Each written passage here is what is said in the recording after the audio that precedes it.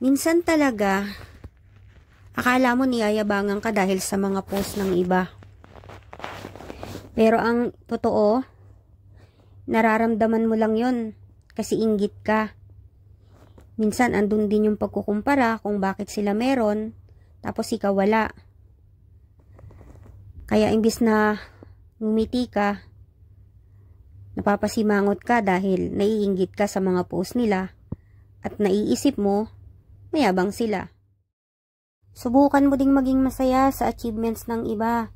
Alisin mo yung inggit dyan sa katawan mo.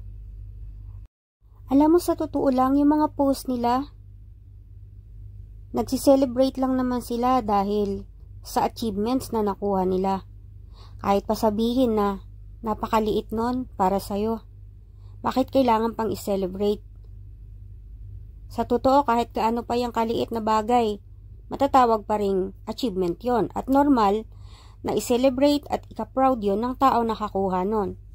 Halimbawa, nakabili sila ng bagong sapatos, nakabili ng bagong bag, nakabili ng bagong motor, o nakabili ng bagong sasakyan. Kakain sila ng pagkain na nun lang nila natikman, o minsan naka-experience sila na magkaroon ng ibang bagay na matagal na nilang inaasam sa buhay nila, o minsan nakagala sila sa lugar na matagal na nilang pangarap na makapunta doon.